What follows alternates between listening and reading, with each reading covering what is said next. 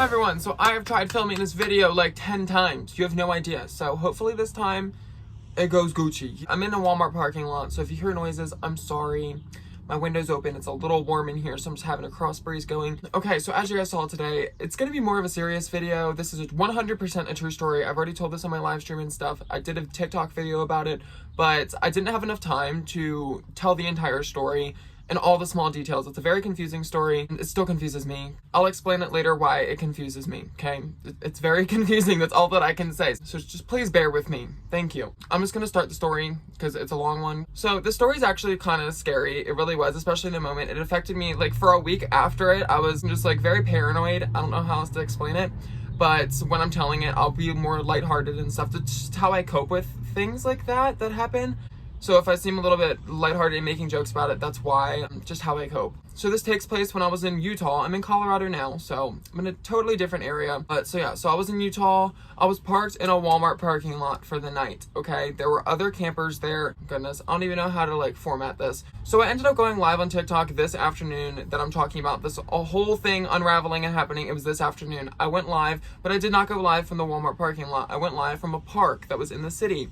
People were asking where I was staying and stuff like that, and I ended up telling everyone in the live stream. There were about like 150 people watching, and I told everyone where I was staying, which was a really bad idea. I did not say that I was staying at a Walmart. I didn't say anything like that because I didn't even know where I was going to be spending the night. I was in a park during the day. So I ended up saying which city I was in. The city was big. There's so many different places for me to be staying, so I really didn't think it'd be that much of an issue. I learned the hard way, okay? There's dogs outside.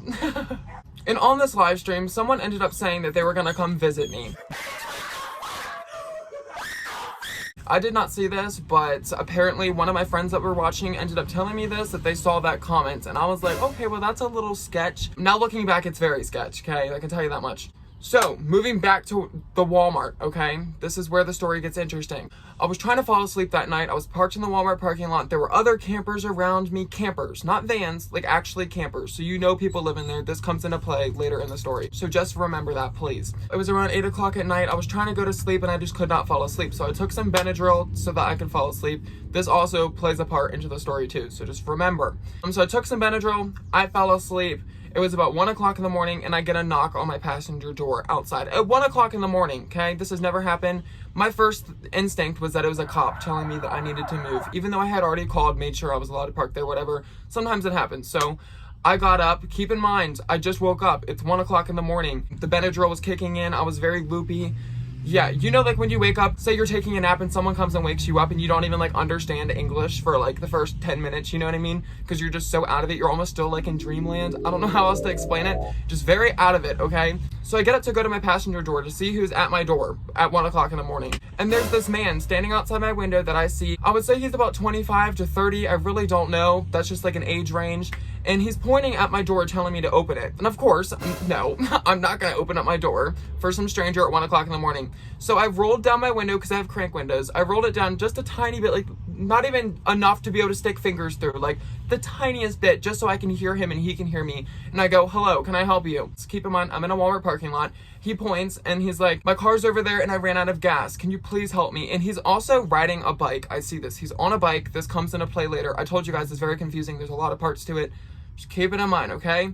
He was like, can you please help me go get some gas? And then I was just like, I'm sorry, but I took some sleep medicine and I'm not able to drive right now. I just woke up and I do not feel comfortable getting behind the wheel when I'm under the influence of sleep medication. That's not a good idea at all.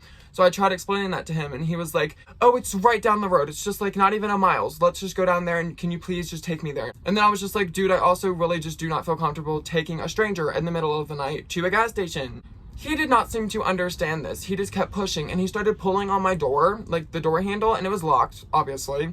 And I was like, you're not coming into my van. It's not happening. I'm sorry, but you need to leave. And then he was like, well, why won't you let me into the van? I was like, I just do not feel comfortable. And then this is where it got a little creepy, okay? I was already a little sketched out before, but this is where it gets creepy. He goes, it's not like I'm gonna hurt you. And him saying that just sent like shivers down my entire body. You have no idea.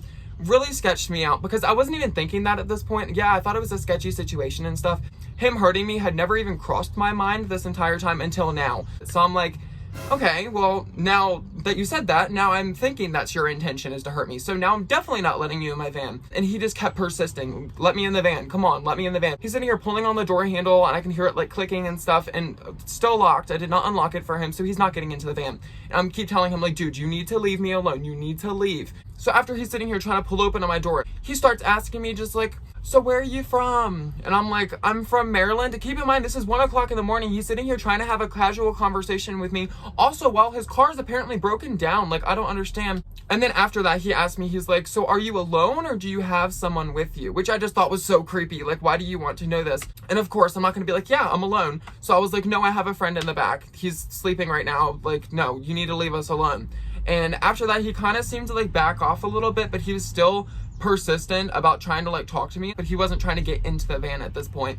So then after I keep telling him he needs to leave, after he's tried having a casual conversation with me, he's tried getting into my van, he's just been super creepy, told me he wouldn't hurt me, all of these super sketchy things. He finally ends up leaving on his bike. Okay, so he drives out of the parking lot in the complete opposite direction from where his car was, which was the other side of the parking lot. Why is he leaving his car completely? Like, he just ditched his car. Why does he have a bike? I mean, I guess he could have a bike on the back of his car or something like that. I have a bike on the back of my truck. But the thing is, why would you take the bike off just to ride across the parking lot to go ask for help? That makes no sense at all. It doesn't. Why wouldn't you just walk over? And also, if the gas station is so close, he has a bike, why didn't he just drive his bike to the gas station? He was telling me it's only a mile away. It's right down the road. It's an easy shot.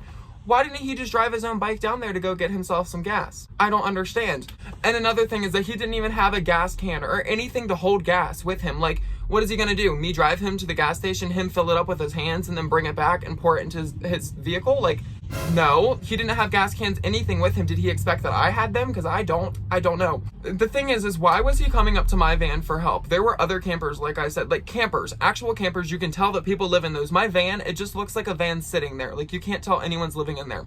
So it kind of felt targeted. I felt like he knew who I was. So he ended up leaving, and of course, I moved locations. I ended up driving down the street to another place and parking there. He did not bother me for the rest of the night, but obviously I was not staying in the same place. And people kept asking me, which I guess it's a reasonable question. Maybe I dreamt this whole thing up. But the fact that I moved locations, I woke up in a different place than I fell asleep. I fell asleep in the Walmart parking lot. I woke up in a totally different place because I drove to a new area. Unless I had this crazy dream and of all that happening, and then I ended up driving while I was asleep to my new area. That takes talent. Wow. Then this actually did fucking happen. So that's my proof to myself that this was not a dream. I did not imagine this. This actually happened because I ended up waking up in a different area. So it was just a very sketch situation. I don't know if it was someone that knew me from social media, like the person that commented on my live stream saying that they were going to come visit me. I don't know if it was that person, but it kind of seems like it might have been because the fact that they came up to my van instead of all the other campers. And like I said, my van just looks like a van sitting there. You don't know someone's living in there. It's just such a sketchy situation. I hope I didn't leave any details out. Like I said, it's very confusing to me too. I'm sorry if this story is confusing. It does not make any sense. It really does not. There's no answered questions. I didn't find out who he was. There's nothing. It just kind of left at that. He tried getting into my van. He kept being really creepy. He kept saying just really weird things and just asking me really weird questions, casual conversations at 1 o'clock in the morning when his car broke down. So there you go. The moral of the story, kids, do not trust strangers, especially at 1 o'clock in the morning if they come knocking on your door. I'm assuming most of you guys don't live in vans, but if someone comes up to your house and they do that, or your van or your camper or whatever you live in, just don't answer. And especially do not open up the door. And also me rolling down the window, I was thinking about it. I talked to my mom about this, and like, even that was stupid. Obviously I didn't roll it down enough for him to like reach in or anything, but he could have sprayed something like pepper spray, like, you never know, through that little crack that I had. And he could have put tear gas. I don't freaking know. I know that sounds dramatic and like something that wouldn't happen, but like, this whole story is kind of crazy in and of itself. But also at the same time, you don't know what people's intentions are. So please just be careful. And obviously I learned my lesson 100%. So yeah, I'm never going to be telling people my location ever again. And then also, I'm going to be as safe as possible. I'm never rolling down the window for anyone. Next time that happens, I'm either calling 911 or driving away. And if they keep following me, then I'm calling 911. yeah, so thank you guys for watching. I really appreciate it. I hope you learned something from my misfortune. If that had to happen, I hope someone learned something from it. If you liked the video, give it a thumbs up. If you didn't, give it a thumbs down. It's completely fine. Also, if you're gonna do anything, please comment down below. Do a period, do a smiley face, say I liked your video, something. That helps immensely with the algorithm of YouTube. It helps other people see my video and stuff like that. So that's a really good way to help me. Please do that. I'd really appreciate it. And then also don't forget to subscribe if you want to see more story times, more van life stuff, because trust me, there's going to be more stories as I travel. I have so much content planned for the future with my van life and also other stories that I just haven't told. So if you want to see that stuff, please let me know. And also if you have any other video ideas or requests, let me know below. I would love to see your guys' ideas. Some of you guys come up with really good stuff, so please let me know. Okay, well, peace out, everyone. I love you. Thank you for watching, and bye-bye.